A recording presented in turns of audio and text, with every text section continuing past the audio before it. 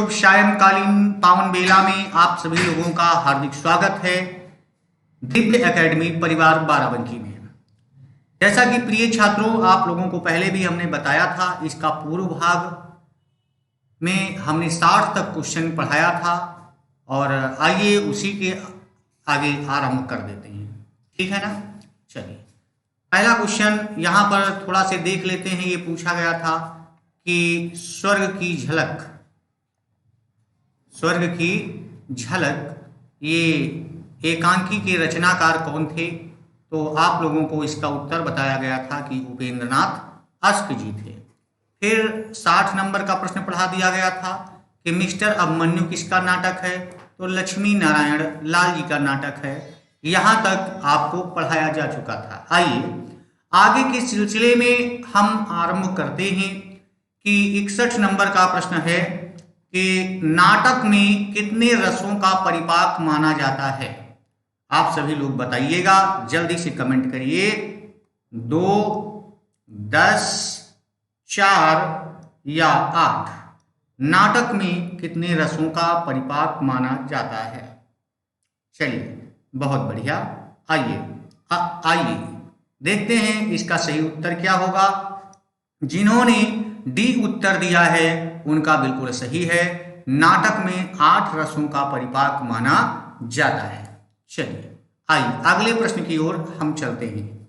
अगला प्रश्न है हमारा कि सेवा सदन का प्रकाशन कब हुआ था? आप सभी लोगों को बताना है।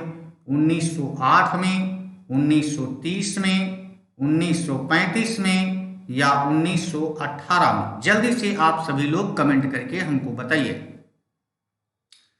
तो सेवा सदन ये प्रेमचंद जी की रचना है और इसका प्रकाशन जो है 1908 ईस्वी में 1918 में माना जाता है। 1918 D is the right answer. ठीक है। आइए अगले प्रश्न की ओर हम चलते हैं। अगला प्रश्न है आचार्य शुक्ल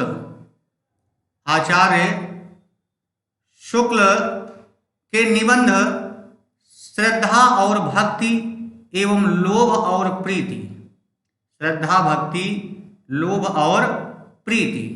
ठीक है ना। यहाँ पर ध्यान देंगे कि शुक्ल जी जो कहते हैं क्या निबंध है श्रद्धा और भक्ति, लोभ और प्रीति, ये किस श्रेणी में आते हैं आपको बताना है। साहित्य समीक्षा संबंधी हैं कि विचारात्मक श्रेणी के हैं कि साहित्य संबंधी हैं कि भाव मनोविकार संबंधी हैं? आप सभी लोग जल्दी से कमेंट करके बताइए। इसका उत्तर हम आप लोगों को देते रहेंगे। तो इसका सही उत्तर क्या हो जाएगा आप सभी लोग बताएंगे। तो 68 का डी, जिन्होंने डी उत्तर सही दिया है उनका बिल्कुल सही है। आइए अगले प्रश्न की ओर चलते हैं। वो हिंदी आलोचना का इतिहास किस काल से माना जाता है? हिंदी आलोचना का इतिहास किस काल से माना जाता है?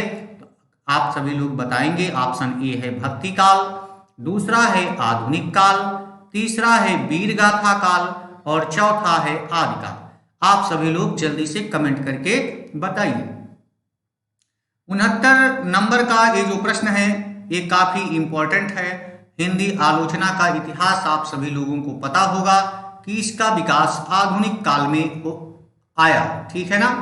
आधुनिक काल से ही हिंदी आलोचना के विकास को माना जाता है। चलिए, बहुत सुंदर। आइए अगले प्रश्न की ओर चलते हैं कि प्रगतिवाद किसकी कृति है?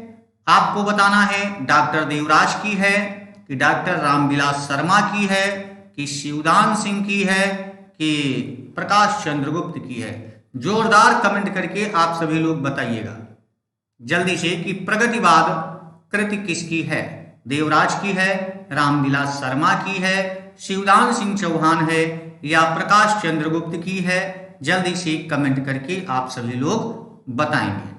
तो जो प्रगतिवाद रचना है ये आप सभी लोग जान लेंगे।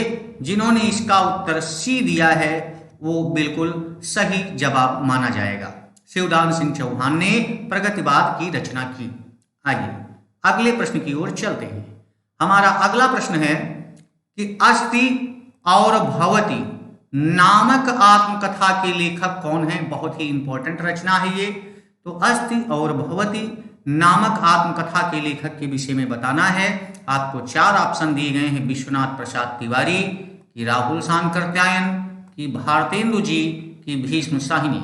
आप सभी लोग जोरदार कमेंट करके बताइएगा ये किसकी रचना है। अस्ति और भवति नामक आत्मकथा के लेखक कौन है? जल्दी से कमेंट करिए। तो जानेंगे इसके उत्तर को। जिन्होंने ए ऑप्शन इसका उत्तर बताया है उनका बिल्कुल सही जवाब है।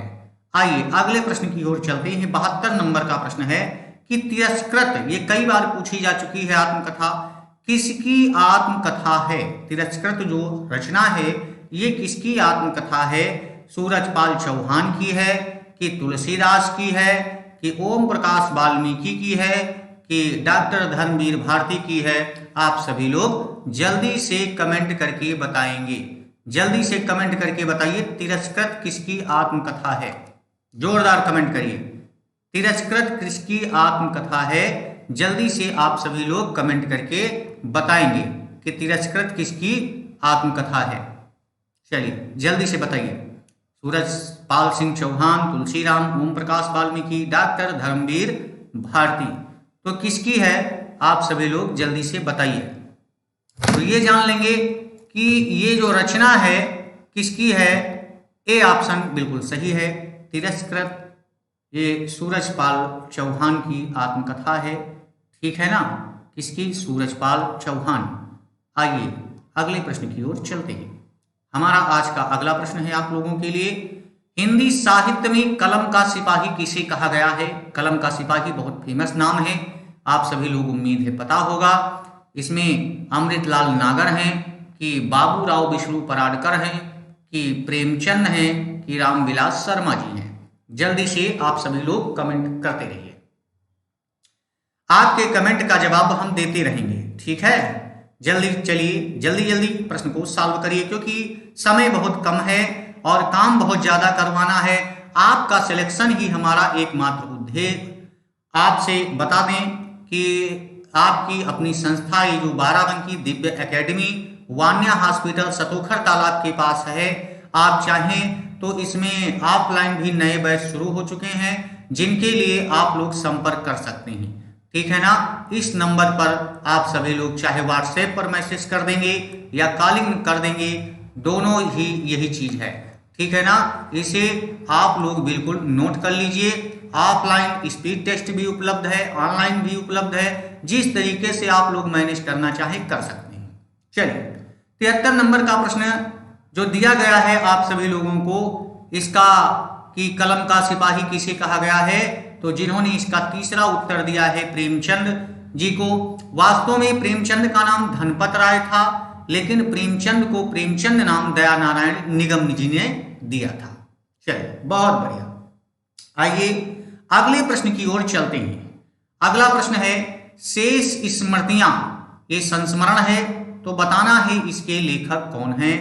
कुंवर चंद्र प्रकाश सिंह हैं, कि केदारनाथ सिंह हैं, कि रघुवीर सिंह हैं, कि दूधनाथ सिंह हैं। आप सभी लोग जल्दी से कमेंट करके बताइए कि 74 नंबर का उत्तर क्या होगा। शेष स्मृतियां संस्मरण है, विधा जरूर ध्यान में बनाए रखिएगा। चलिए जल्दी बताइए, आपके कमेंट का उत्तर हम देते रहेंगे। तो इसमें शेष स्मृतियां जो है ये कुंवर चंद्र प्रकाश सिंह की रचना है। ठीक है, आइए अगले प्रश्न की ओर। अगला प्रश्न है माटी की मूर्तें किस विधा की रचना है, आपको बताना है। ये रिपोर्टाज है, कि रेखा चित्र है, कि निबंध है, कि आत्मकथा है। जल्दी से आप सभी लोग कमेंट करके बताइए। माटी की मूर्तें रिपोर्टाज है, कि रेखा चित्र है, कि निबंध है, कि आत्मकथा है। तो जान लेंगे ये विधा जो है ये रेखा चित्र विधा की रचना है। ठीक है ना? आइए अगले प्रश्न की ओर चलते हैं। अगला प्रश्न है कि तिब्बत की सीमा पर ये किसकी रचना है। बहुत बढ़िया, नई रचना बिल्कुल सामने आ रही है। राहुल सांकृत्यायन की है, कि भारतेंदु की है, कि सेठ गोविंद दास की है, कि नागार्जुन की है। आप सभी लोग बताएंगे कि 76 का सही उत्तर क्या होगा। तिब्बत की सीमा पर जल्दी से कमेंट करके बताइए। तो तिब्बत की सीमा पर ये रचना महान घुमक्कड़ जिन्होंने अथातो घुमक्कड़ जिज्ञासा लिखा, घुमक्कड़ी जीवन के लिए प्रसिद्ध है, राहुल सांकृत्यायन, जिन्होंने ए उत्तर दिया है उनका बिल्कुल सही है। आइए अगले प्रश्न की ओर चलते हैं। एक बूंद सहसा उछली, यह अज्ञे की रचना है, ठीक है। इसकी लेखन विधा क्या है? कहने का मतलब क्या है? एक बूंद सहसा उछली, ये किस विधा की रचना है? संस्मरण है कि यात्रावृत्त है कि डायरी है कि रिपोर्टाज है? आप सभी लोग कमेंट करके बताइए। तो एक बूंद सहसा उछली अज्ञे जी का क्या है? ये यात्रा वृत्तांत है। जिन्होंने बी उत्तर दिया है उनका बिल्कुल सही है। आइए अगले प्रश्न की ओर चलते हैं। हम आपका समय वेस्ट नहीं कराएंगे, आपका एक एक सेकंड बहुत बहुमूल्य है। आप लोगों ने हमारी पहली वीडियो को बहुत सराहा, इसलिए उम्मीद और हौसला आप लोगों ने जगाया। आशा है कि ये इसका सेकंड पार्ट है जो आपको पसंद आएगा, ठीक है। जैसा होगा कमेंट में आप सभी लोग बताइएगा, फिर हम उसी तरीके से और अच्छा प्रयास करेंगे। कवि वचन सुधा पत्रिका के प्रकाशन का आरंभ वर्ष कौन सा है? यानी कहने का मतलब क्या है? कवि वचन सुधा जो पत्रिका थी इसका प्रकाशन किस वर्ष हुआ था? चलिए 1879 यानी 1879, 1867, 1865 या 1868 में? जल्दी से आप सभी लोग कमेंट करके बताएंगे कि कवि वचन सुधा पत्रिका भारतेंदु जी ने संपादित किया था काशी से। तो ये किस सन में है? तो कवि वचन सुधा पत्रिका 1868 में है। जिन्होंने इसका डी उत्तर दिया है बिल्कुल सही जवाब है उनका। आइए अगले प्रश्न की तरफ चलते हैं। अगला प्रश्न है, सरस्वती पत्रिका के संपादन का भार महावीर प्रसाद द्विवेदी ने किस सन में ग्रहण किया? बहुत सुंदर सा प्रश्न है। आइए देखते हैं 1901 में, 1900 में, 1905 में या 1903 में?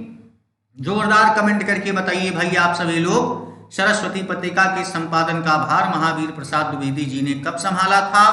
तो ध्यान देंगे 1901 से लेकर के, बल्कि 1900 से 1902 तक श्याम सुंदर दास, पहले 1900 से 1901 चिंतामणि घोष थे, फिर 1901 से 1902 जो है ये श्याम सुंदर दास जी थे। फिर इसके बाद में जब श्याम सुंदर दास जी ने अवकाश ग्रहण कर लिया तो महावीर प्रसाद द्विवेदी जी को कार्यभार दिया गया, जिन्होंने डी उत्तर दिया है उनका बिल्कुल सही जवाब है। बहुत बढ़िया से कर रहे हैं आप सभी लोग प्रश्नों को सॉल्व, ठीक है ना? बहुत सुंदर से प्रश्न आप सभी लोग सॉल्व कर रहे हैं। आइए अगले प्रश्न की तरफ हम चलते हैं, ठीक है ना? चलिए ये रहा अगला प्रश्न। अगला प्रश्न है, निम्नलिखित में किस आचार्य ने काव्य गुणों की संख्या 10 मानी है? काव्य शास्त्र का प्रश्न है कि 10 गुण किसने माने हैं? भोजराज ने माने हैं, क्षेमेंद्र ने माना है, वामन ने माना है या भरत मुनि ने? अभी ये इंपॉर्टेंट बहुत क्वेश्चन है, आप सभी लोग ध्यान रखिएगा कि 10 गुण और 10 दोष किसने माना है? तो ध्यान रखेंगे 10 गुण और 10 दोष ये भरत मुनि ने माना है। 80 का डी आपका बिल्कुल सही उत्तर है। पुनः इंपॉर्टेंट क्वेश्चन 81 नंबर का आया कि वाक्यम रसात्मकम काव्यम, रसमय वाक्य ही काव्य है। ये कथन किस आचार्य का है? आप सभी लोगों को बताना है। ये विश्वनाथ का है कि भरत मुनि का है कि दंडी का है कि वामन का है? जल्दी जल्दी आप सभी लोग कमेंट करते रहें। तो वाक्यम रसात्मकम काव्यम ये साहित्य दर्पण पुस्तक की है और साहित्य दर्पण पुस्तक जो है ये आचार्य विश्वनाथ की है, जिन्होंने ए उत्तर दिया है उनका जवाब बिल्कुल सही है। आइए अगले प्रश्न की ओर लेकर के चलते हैं। काव्य अलंकार सूत्र किसकी रचना है? आपको बताना है ये भामा की रचना है कि वामन की रचना है कि रुद्रट की रचना है कि शंकुक की रचना है? चलिए कमेंट करके आप सभी लोग बताइए। काव्य अलंकार सूत्र 82 नंबर का प्रश्न है, कौन सा इसका उत्तर सही होगा? तो काव्य अलंकार सूत्र जो है ये बामन की रचना है। किसकी रचना है? बामन की रचना है। जिन्होंने बी ऑप्शन का उत्तर दिया है उनका बिल्कुल सही है। आइए अगले इंपॉर्टेंट प्रश्न की तरफ चलते हैं। 83 नंबर, शब्द की शक्तियां कितने प्रकार की होती हैं? कहने का तात्पर्य क्या है कि शब्द शक्तियां कौन कौन सी होती हैं, आप सभी को बताना है। कितने प्रकार की होती हैं? तो 5 होती हैं कि 6 होती हैं कि 2 होती हैं कि 3 होती हैं? जल्दी से कमेंट करके बताइए। तो इसका सही उत्तर जिन्होंने डी दिया है उत्तर उनका बिल्कुल सही है। अविधा कौन कौन सी शब्द शक्तियां होती हैं? अविधा, फिर लक्षणा और लक्षणा के बाद में व्यंजना, और चौथी शब्द शक्ति के रूप में जो स्वीकार की जाती है विश्वनाथ के द्वारा वो तात्पर्य है। ठीक है ना? आइए अगले प्रश्न की ओर हम चलते हैं। अगला प्रश्न है आप लोगों का कि ओज गुण, ये भी पूछा जाता है, ओज गुण का संबंध किस रस से है? आपको बताना है। रौद्र रस से है कि श्रृंगार रस से है कि करुण रस से है कि शांत रस से है? जल्दी से आप सभी लोग कमेंट दीजिए, हम आपके कमेंट को देख रहे हैं। 84 नंबर का प्रश्न है, तो ओज गुण का संबंध हमेशा वीर रस के साथ होता है, रौद्र रस के साथ होता है। ठीक है ना? तो जिन्होंने ए उत्तर दिया है उनका बिल्कुल सही जवाब है। अगला प्रश्न है, अगला प्रश्न कौन सा है? अगला प्रश्न है कि वेशभूषा से जो भाव प्रदर्शित किए जाते हैं, वेशभूषा से जो भाव प्रदर्शित किए जाते हैं उन्हें क्या कहा जाता है? तो आपको बताना है। कायिक अनुभाव, मानसिक अनुभाव, सात्विक अनुभाव या आहार्य अनुभाव कहा जाता है? जल्दी से कमेंट करके आप सभी लोग बताएंगे। 85 नंबर का क्वेश्चन। तो इसको हमने क्लास में भी पढ़ाया है, बहुत कायदे से पढ़ाया है कि जो भाव वेशभूषा के द्वारा प्रदर्शित किए जाते हैं ऐसे भावों को हम आहार्य अनुभाव कहते हैं। डी ऑप्शन इसका बिल्कुल सही हो जाएगा। आइए अगले प्रश्न की तरफ हम बढ़ते हैं। हम आपके लिए बेहद रोचक और इंपॉर्टेंट तथ्यों को लेकर के ही आए हैं और उम्मीद है आप सभी लोग इसे पसंद करेंगे, लाइक करेंगे, शेयर करेंगे। और हम अभी तक अगर हमारे YouTube चैनल पर नए हैं तो हमारी मेहनत को देखते हुए आप सभी लोग इसे सब्सक्राइब करना ना भूलिए, जिससे कि अगली क्लास आप लोगों को मिल सके। आइए 86 नंबर का प्रश्न है कि गीतिका छंद के एक चरण में कितनी मात्राएं होती हैं? आपको बताना है। गीतिका एक प्रकार का छंद है, उसमें कितनी मात्राएं होती हैं? 24, 22, 26 या 28? कितनी मात्राएं होती हैं? आप सभी लोग जल्दी से बताइए। गीतिका में कितनी मात्राएं होती हैं? 86 नंबर का प्रश्न है, जल्दी से बताइए। तो जो गीतिका छंद है इसमें 26 मात्राएं होती हैं। जिन्होंने सी ऑप्शन दिया है उनका बिल्कुल सही जवाब है। आइए अगले प्रश्न की तरफ चलते हैं कि चरण कमल बंदव हरि राई में कौन सा अलंकार है? चरण कमल बंदो हरि राई, सूर की बहुत सुंदर ये पंक्ति है। इसमें कौन सा अलंकार है? श्लेष है कि यमक है कि रूपक है कि उपमा है? जल्दी से कमेंट करके आप सभी लोग बताइए। सूर बहुत सुंदर वात्सल्य के सम्राट कहे जाते हैं, खंजन नयन कहे जाते हैं। सूरदास जी ऐसे नामों को अभिहित किया था सूरदास जी ने, और पुष्टिमार का जहाज भी इन्हें कहा जाता है। तो आपको बताना है कि चरण कमल बंदव हरि राई में कौन सा अलंकार है? तो इसमें कवि कहता है, मैं भगवान श्री कृष्ण के कमल रूपी चरणों की वंदना करता हूं।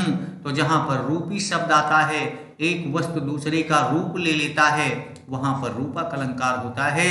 जिन्होंने सी ऑप्शन उत्तर दिया है उनका बिल्कुल सही है। आइए अगले प्रश्न की ओर चलते हैं। अगला प्रश्न है 88 नंबर का कि उकार बहुला बोली किसे माना जाता है? उकार मानी छोटा उ की प्रधानता किस बोली में? छत्तीसगढ़ी में कि भोजपुरी में कि बघेली में कि अवधी में? आप सभी लोग 88 नंबर के प्रश्न का उत्तर जल्दी से दीजिए, जल्दी से आप सभी लोग बताइएगा।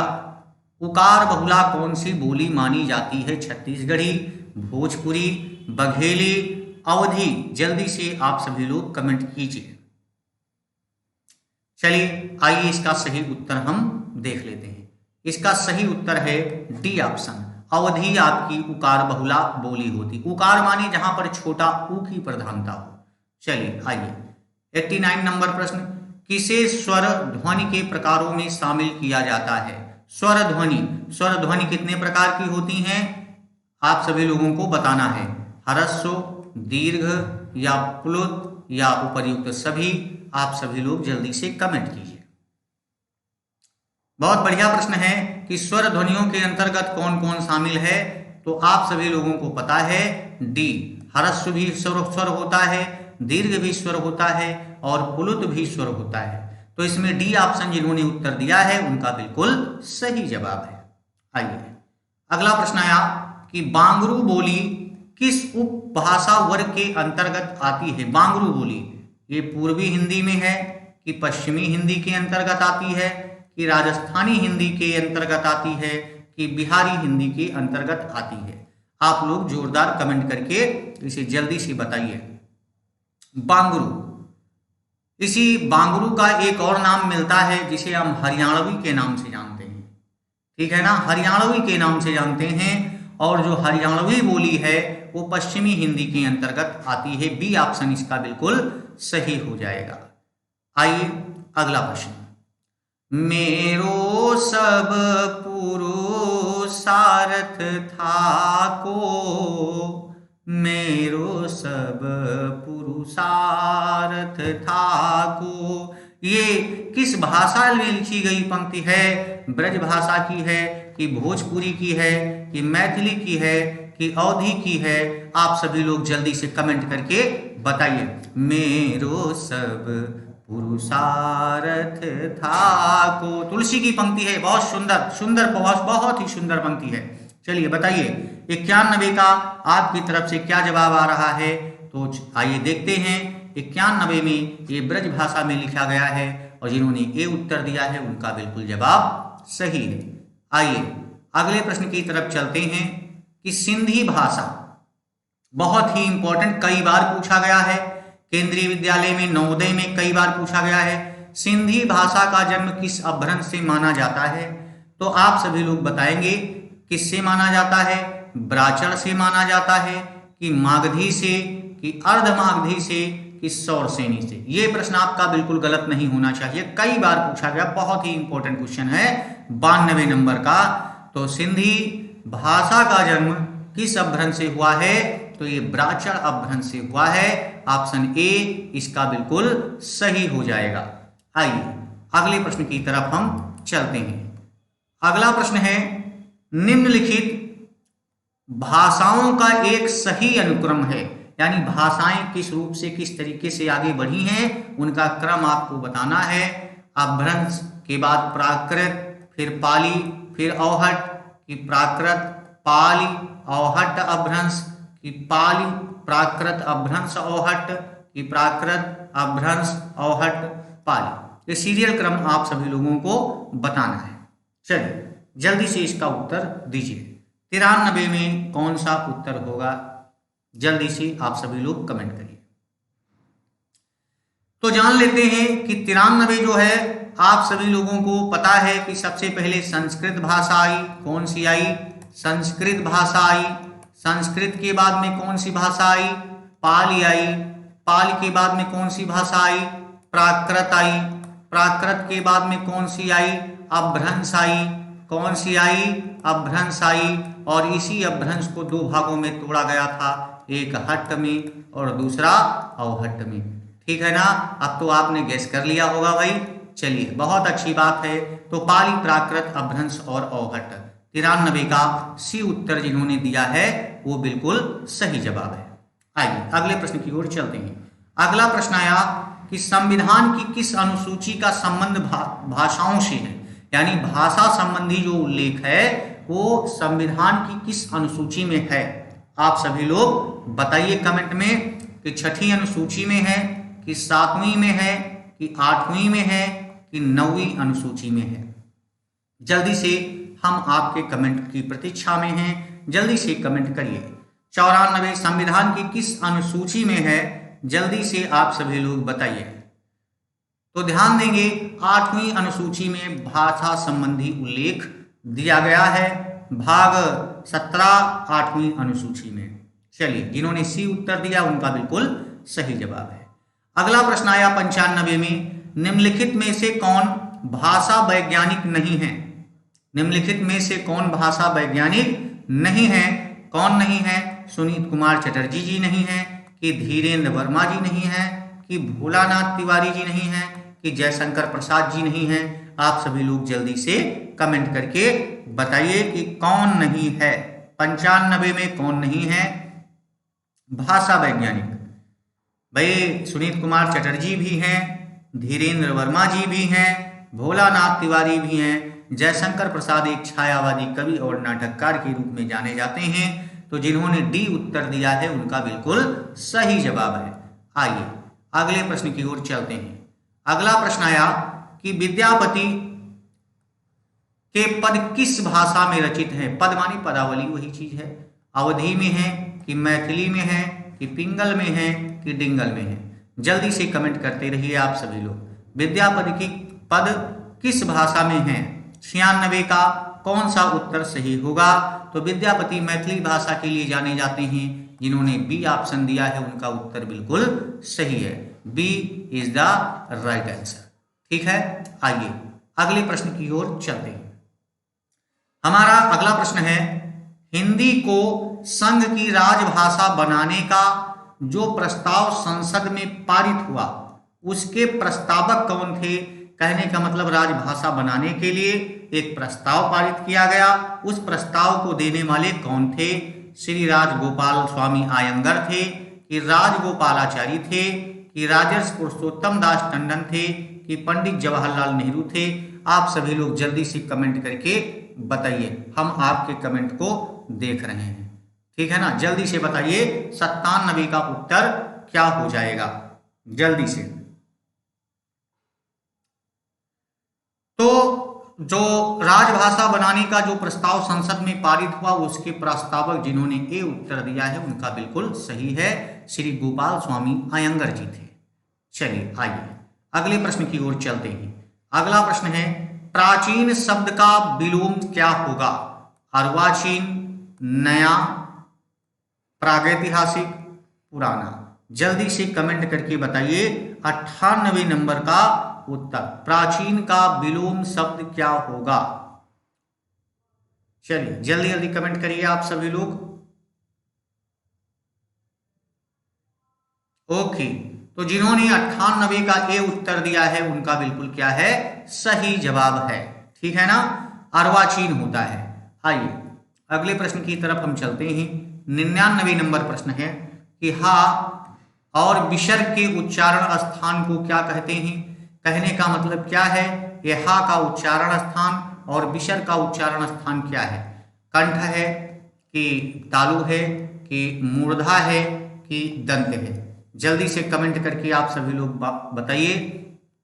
इसका एक सूत्र होता है, आप लोग जानते होंगे, अकुह विसर्जनीया नाम कंठा। अकुह विसर्जनीया नाम कंठा, तो इसमें कंठ हो जाएगा। ए इज द राइट आंसर। ठीक है, 99 का ए नंबर प्रश्न जो है वो बिल्कुल सही जवाब है। आइए अगले प्रश्न की ओर चलते हैं। निम्नलिखित में कौन सी ध्वनि सघोष ध्वनि है? आपको बताना है कि शाह है, कि सा है, कि वाह है, कि शाह है? जल्दी से कमेंट करके आप सभी लोग बताइए कि निम्नलिखित में से कौन सी ध्वनि सघोष ध्वनि है। जोरदार कमेंट करके बताइए। 100 नंबर के प्रश्न में इसका जान लेंगे। वाह, वाह ध्वनि जो है वो सघोष है। आइए अगले प्रश्न की ओर चलते हैं। हमारा अगला प्रश्न है, निम्न में कौन सा शब्द सर्वनाम है? आप सभी लोगों को सर्वनाम शब्द बताना है। काशी है, कि मोटा है, कि यमुना है, कि यह है? जल्दी से आप सभी लोग बताइए, देखते हैं कितने लोगों का सही होता है। तो जो सर्वनाम शब्द होता है, कुल हिंदी में 11 सर्वनाम माने गए हैं, जिसमें से ये शब्द जो है ये सर्वनाम होता है। ठीक है ना, जिन्होंने डी उत्तर दिया है उनका बिल्कुल सही है। आइए अगला प्रश्न आया, मुझे उसका मधुर गाना अच्छा लगता है। मुझे उसका मधुर गाना अच्छा लगता है। इस वाक्य में क्रिया विशेषण पद कौन सा है? आप सभी लोगों को बताना है जल्दी से कि मधुर गाना है कि मुझे उसका है कि अच्छा है कि लगता है, कौन सा क्रिया विशेषण पद है? चलिए सोच के बताइए जल्दी से। 102 नंबर का उत्तर क्या होगा? आप सभी लोग बताइएगा, जल्दी से बताइएगा। इसका उत्तर जान लेते हैं, सी इज द राइट आंसर। अच्छा, ठीक है ना। अच्छा शब्द जो है वो क्रिया विशेषण पद है। आइए अगले प्रश्न की तरफ हम चलते हैं। अगला प्रश्न है 103 नंबर का। वो घर से बाहर गया। वो घर से बाहर गया वाक्य में कौन सा कारक प्रयुक्त हुआ है? कारण कारक है, कर्म कारक है कि अपादान कारक है कि कर्ता कारक है? आप सभी लोग जल्दी से बताइए। वो घर से बाहर गया, घर से बाहर गया, जल्दी से आप सभी लोग इसका उत्तर बताइएगा। देखिए वो घर से बाहर जा रहा है, चला गया है, घर से अलग हो गया है, अपादान कारक हो जाएगा। क्या हो जाएगा? अपादान कारक हो जाएगा, यानी सी इज द राइट आंसर। ठीक है, आप लोगों को एक सूचना दे दें कि आपकी इस दिव्य एकेडमी संस्था में मुख्य सेविका की क्लास चल रही है। ठीक है, टीजीटी पीजीटी हिंदी और होम साइंस की क्लास चल रही है। हिंदी और होम साइंस की क्लास चल रही है। ठीक है ना। सी टेट का स्पेशल बैच मॉर्निंग में 8 से 11 चल रहा है। तो जिन लोगों को और वीडियो यूपीपी स्पेशल क्लास चलाई जा रही हैं, इनके लिए आप लोग संस्था के द्वारा नंबर पर संपर्क कर सकते हैं। संस्था का नंबर आप सभी लोगों को बताया है कि चाहे व्हाट्सएप पर मैसेज करके बात कर लीजिए या आप सभी लोग क्या कर लीजिए, कॉलिंग कर लीजिए। इस नंबर पर 73 98 20 27 16 पर आपको तत्काल उत्तर दिया जाएगा। चलिए आइए अगले प्रश्न की ओर चलते हैं। आज का अगला प्रश्न है 104 नंबर का प्रश्न है कि निम्नलिखित में पुल्लिंग शब्द का चयन कीजिए। घुन, अक्कल, दुम, धुन। अगर किसी प्रकार की किसी भी प्रश्न में विसंगति होती है तो उसे आप फोन करके भी कंफर्म कर सकते हैं। ठीक है, हो सकता है किसी प्रश्न में वैसे हो नहीं सकता लेकिन हो ही सकता है, इंसान है। तो पुल्लिंग शब्द का चयन करना है। 104 में कौन सा है ऑप्शन? आप सभी लोग जल्दी से जल्दी कमेंट करिए। पुल्लिंग शब्द में घुन शब्द जो है ये पुल्लिंग है। जिन्होंने ए उत्तर दिया है उनका बिल्कुल सही जवाब है। आइए अगला प्रश्न है दुह प्लस राज की संधि क्या होगी? दुराज होगी कि दुहराज होगी कि दुराज होगी कि दुर्राज होगी? जल्दी से कमेंट करके विसर्ग संधि है बताइए। 105 नंबर का कौन सा उत्तर होगा? दुह प्लस राज बराबर क्या हो जाएगा? तो जान लेंगे। 105 में जिन्होंने ए उत्तर दिया है उनका बिल्कुल सही जवाब है दुराज हो जाएगा। आइए अगले प्रश्न की ओर चलते हैं। मात्रा स्वर को क्या कहते हैं? मात्रा स्वर को क्या कहते हैं? वर्ण, रूप, शब्द, समरूप या ग्रेफिम? जल्दी से बताइएगा। 106 नंबर का प्रश्न है कि मात्रा स्वर को क्या कहा जाता है? वर्ण, रूप, शब्द, समरूप या ग्रेफिम? जल्दी से कमेंट करके आप सभी लोग बताएंगे कि 106 का सही उत्तर क्या हो जाएगा। तो जान लेते हैं कि मात्रा स्वर जो होता है इसे समरूप या ग्रेफिम कहा जाता है। क्या कहा जाता है? समरूप या ग्रेफिम कहा जाता है। ठीक है, आइए अगले प्रश्न की ओर चलते हैं। अगला प्रश्न है कि निम्नलिखित में सही वर्तनी का शब्द कौन सा है? प्रज्वलित है कि धनाढ्य है कि निवृत्ति है कि मध्याह्न है? जल्दी से आप सभी लोग कमेंट करके हमें बताइए। 107 नंबर के प्रश्न का उत्तर क्या होगा? कौन सा सही है? आप सभी लोग बताएंगे कौन सा प्रज्वलित सही है कि धनाढ्य सही है कि निर्वृत्त सही है कि मध्याह्न सही है? जल्दी से क्वेश्चन करके बताइएगा। तो 107 में देखते हैं प्रज्वलित होता है, ठीक है ना। इसमें निवृत्ति होता है, इसमें धनाढ़य होता है, इसमें मध्याह्न में दूसरा हा में नीचे लगता है। चलिए आइए अगले प्रश्न की तरफ चलते हैं। अगला प्रश्न है, अच्छे लड़के परिश्रमी होते हैं, ये किस प्रकार का वाक्य है? अच्छे लड़के परिश्रमी होते हैं किस प्रकार का वाक्य है? ये उपवाक्य है, ये मिश्र वाक्य है, कि संयुक्त वाक्य है, कि सरल वाक्य है? जल्दी से आप सभी लोग बताएंगे। 108 नंबर के प्रश्न का उत्तर, ये कैसा वाक्य है? अच्छे लड़के परिश्रमी होते हैं। चलिए आइए देख लेते हैं। जिन्होंने डी उत्तर दिया है, एक सरल वाक्य है, उनका बिल्कुल सही जवाब है। आइए अगले प्रश्न की ओर चलते हैं। अगला प्रश्न है कि समुद्र की अग्नि को क्या कहते हैं? समुद्र की अग्नि को क्या कहते हैं? यज्ञाग्नि कहते हैं, दावाग्नि कहते हैं, बड़वाग्नि कहते हैं, भस्माग्नि कहते हैं, क्या कहते हैं समुद्र में लगने वाली आग को? तो समुद्र है, बड़ो यहाँ पर एक शब्द आया है, बड़ो माने समुद्र होता है, तो सी ऑप्शन इसका बिल्कुल सही हो जाएगा। आइए अगले प्रश्न की ओर चलते हैं। नकली वेश में रहने वाले व्यक्ति, बहुत बढ़िया प्रश्न आया है। नकली वेश में रहने वाले व्यक्ति को क्या कहा जाता है? जिजीविषु, प्रमुखापेक्षी, छिद्रान्वेषी, छद्मवेशी? जल्दी से बताइएगा 110 का उत्तर क्या होगा? नकली वेश में रहने वाले व्यक्ति को क्या कहा जाता है? जिजीविषु, जीने की इच्छा होती है, और छिद्रान्वेषी, दूसरों में दोष निकालने की इच्छा, प्रमुखापेक्षी, जो दूसरे की अधीनता स्वीकार करते हैं, छद्मवेशी। डी ऑप्शन इसका बिल्कुल सही हो जाएगा। आइए अगले प्रश्न की ओर चलते हैं। अगला प्रश्न आया आपका कि भय गति सांप छछूंदर केरी। भय गति सांप छछूंदर केरी, तो आखिर में बताएंगे कि इसका अर्थ क्या हुआ। इस लोकोक्ति का अर्थ दुविधा में पड़ जाना, सांप छछूंदर जैसा होना, सांप का छछूंदर जैसा होना, या छछूंदर का सांप होना? जल्दी से आप सभी लोग बताएंगे 111 नंबर प्रश्न का उत्तर क्या होगा। तो जान लेंगे, सांप भय गति सांप छछूंदर केरी तुलसीदास की लाइन है, और ये दुविधा में पड़ना होता है, असमंजस में पड़ना। अगला प्रश्न है, सिर उठाना मुहावरे का सही अर्थ क्या होता है? विद्रोह करना, रंग उतर जाना, बहुत पछताना, भेद प्रकट करना? जल्दी से आप सभी लोग कमेंट करके बताइएगा कि सिर उठाना मुहावरे का क्या अर्थ होता है। सिर उठाना, इसका मतलब क्या होता है? तो इसका सही उत्तर क्या होगा? विद्रोह करना। ये ऑप्शन बिल्कुल सही जवाब होगा।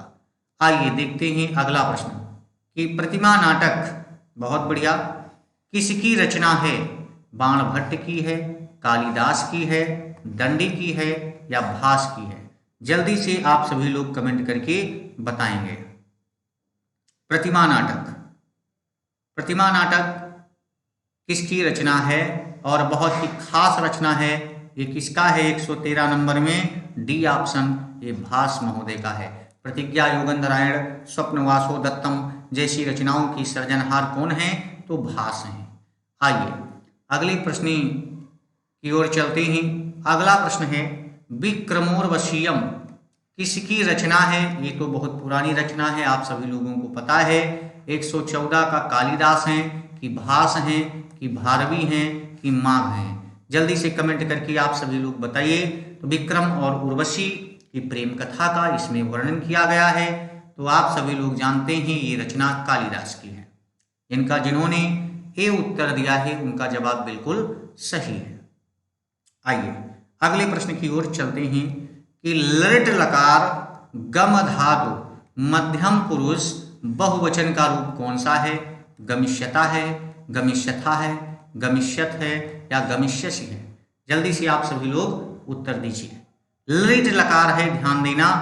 तो इसका सही उत्तर जो है वो है सी ऑप्शन, गमिष्यत। जिन्होंने सी उत्तर दिया है उनका बिल्कुल सही जवाब है। ठीक है, आइए अगले प्रश्न की ओर चलते हैं। अगला प्रश्न है कि तद पुल्लिंग शब्द का तृतीया एक वचन रूप क्या बनेगा? तद शब्द है, पुल्लिंग शब्द का इसके तृतीया एक वचन का रूप क्या बनेगा? तम बनेगा, तेन बनेगा, तान बनेगा या तेभ्या बनेगा? जल्दी से एक बार आप सभी लोग कमेंट करके हमको बताइए, आपके कमेंट को हम देख रहे हैं। चलिए जल्दी से बताइए, 116 नंबर प्रश्न का उत्तर क्या हो जाएगा? तद का विभक्ति जो होता है वो तृतीया तेन होता है। जिन्होंने बी उत्तर दिया है उनका बिल्कुल सही होता है। ठीक है, आइए अगले प्रश्न की तरफ चलते हैं। किस अर्थ में प्रथमा विभक्ति नहीं होती है? आपको बताना है किसके अर्थ में प्रथमा विभक्ति नहीं होती है। प्रतिपादिकार्थ में, लिंग में, परिमाण में, हेतु में। किसमें प्रथमा विभक्ति नहीं होती है? जल्दी से कमेंट करके आप सभी लोग बताएंगे। तो एक सूत्र होता है प्रतिपादिकार्थ लिंग परिमाण वचन मात्रे प्रथमा। तो प्रतिपादिकार्थ भी है, लिंग भी है, परिमाण भी है, हेतु नहीं है। यही इसका सही उत्तर होगा डी। इसका D is the right answer. ठीक है, आइए अगले प्रश्न की ओर चलते हैं। 118 में स्प्रह रीप्सिता सूत्र किस कारक से संबंधित है? कर्म कारक है, कर्तृ कारक है, कर्ण कारक है कि संप्रदान कारक है? आप सभी लोग जल्दी से बताएंगे इसको कि इसमें कौन सा कारक है। स्प्रह रीप्सिता अच्छी लगने वाली, स्प्रह माने चाह होती है, अच्छी लगने वाली। तो जहां पर ये सूत्र आता है वहां पर संप्रदान कारक हो जाता है। चलिए 118 का डी ऑप्शन जिन्होंने उत्तर दिया है उनका बिल्कुल सही जवाब है। आइए अगले प्रश्न की ओर चलते हैं। 119 नंबर का ये प्रश्न है। निम्नलिखित में शुद्ध वाक्य का चयन कीजिए। ग्रामं परितः वृक्षाः सन्ति, ग्रामे परितः वृक्षाः सन्ति, ग्रामं परितः वृक्षाः सन्ति, ग्रामस्य परितः वृक्षाः सन्ति। बताइएगा कौन सा इसमें से सही उत्तर होगा 119 का। जल्दी से बताइए। तो आप सभी लोग जानते हैं कि ग्रामं परितः वृक्षाः सन्ति द्वितीय विभक्ति बहुत सुंदर सा है। अभिता परिता समयानिक साहा प्रतियोगी द्वितीया, ऐनांग विकारा तृतीया, नमा स्वस्ति स्वाहा स्वधा अलम मुखट युगाच में चतुर्थी विभक्ति होती है। ठीक है ना? तो चलिए ए ऑप्शन इसका बिल्कुल सही होगा। 120 नंबर का प्रश्न देखते हैं। बच्चा लड्डू के लिए रोता है। बहुत बढ़िया। वाक्य का सही अनुवाद क्या होगा? शिशु मोदकाय रुदति, शिशु मोदकाय रोदिति, शिशु मोदकाय रोदति, शिशु मोदकम रोदति। आप सभी लोग जल्दी से बच्चा लड्डू के लिए रोता है अनुवाद में बताएंगे कौन सा ऑप्शन सही होगा। तो जान लेंगे शिशु मोदक के लिए चतुर्थी विभक्ति का प्रयोग मोदकाय हो जाएगा और यही सही है रोदिति। ठीक है, आइए अगले प्रश्न की ओर चलते हैं। आज का अगला प्रश्न है 125 प्रश्नों तक है। आप लोग इसको सॉल्व करते रहेंगे। बहुत ही इंपॉर्टेंट क्वेश्चन हर एक एग्जाम के लिए।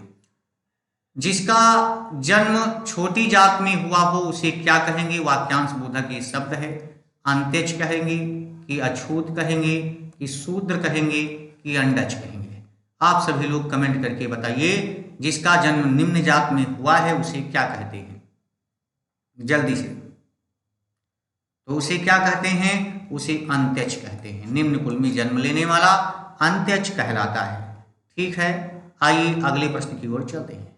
अगला प्रश्न है निम्नलिखित में से कौन सा शब्द अर्जुन का पर्यायवाची नहीं है? नहीं को गोल कर लेंगे तो गुडाकेश नहीं है कि पार्थ नहीं है कि सब्यसाची नहीं है कि पंचसर नहीं है? आप सभी लोग जल्दी से कमेंट करके बताएंगे। तो इसमें से आप सभी लोग जानते हैं पंचसर जिसके पास 5 बाण हैं वो कामदेव हो जाते हैं। तो डी ऑप्शन इसका नहीं होगा। ठीक है ना? ये कामदेव का पर्यायवाची होता है। अगला प्रश्न है षड प्लस नवति की संधि क्या होगी? षडनवति, षडनवति, खटनवति या षडनवति? आप सभी लोग इसका जल्दी से जवाब देंगे। 123 नंबर प्रश्न का कौन सा उत्तर आपका सही होगा? षड प्लस नवति इसका संधि विच्छेद क्या होता है? तो जान लेंगे ए होता है षण्णवति। अणा में परिवर्तित हो जाता है। ठीक है ना? टाठा डाढ़ा अणा उसी वर्ग के पंचमा अक्षर में, तो इसीलिए आधा अणा हो गया। आइए अगला प्रश्न है कृष्ण आश्रित में कौन सा समास है? तत्पुरुष समास है कि बहुव्रीहि समास है कि द्वंद्व समास है कि कर्मधारय समास है? आप सभी लोग जल्दी से 124 नंबर प्रश्न का उत्तर देंगे। कृष्णाश्रित माने कृष्ण पर आश्रित, इसमें कौन सा सूत्र होगा?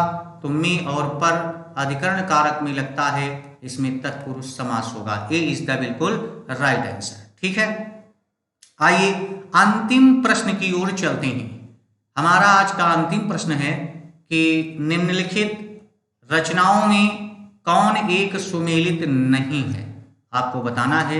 10 कुमार चरितम दंडी, मेघदूतम कालिदास, शिशुपाल वधम माघ, किराता अर्जुनियम भवभूति।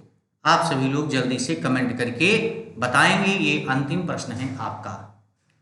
तो देखते हैं 10 कुमार चरितम, इसमें क्या उत्तर हो जाएगा? किराता अर्जुनियम ये भवभूति की रचना नहीं है, बल्कि किराता अर्जुनियम किसकी रचना है? ये आपके लिए होमवर्क है, आप सभी लोग बताइएगा। इसमें किरात के वेश में अर्जुन ने किरात के वेश में भगवान भोलेनाथ और अर्जुन के मध्य में युद्ध होता है और इसी में जो है पाशुपत अस्त्र दिया जाता है। किराता अर्जुनियम भारवी की रचना है, हम ऐसे ही बताए दे रहे हैं। तो एक बार पुनः आप सभी लोगों से निवेदन है, हमारे इस YouTube चैनल को सब्सक्राइब करिए, लाइक कर दीजिए, शेयर कर दीजिए, जिससे हमसे जुड़ने वाले सभी बच्चों का भला हो सके मित्रों।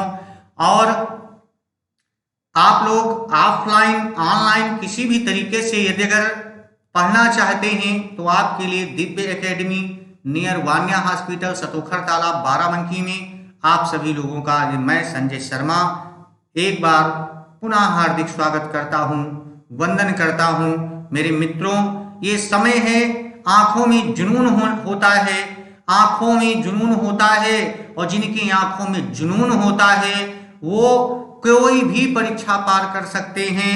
लेकिन यदि अगर सोचें उनके अंदर तनिक भर भी आलस्य आ गया तो एक एक नंबर से परीक्षा से बाहर हो जाते हैं। तो आप लोगों के लिए बहुत ही शानदार प्रदर्शन हमारी तरफ से और दिव्य एकेडमी परिवार की तरफ से।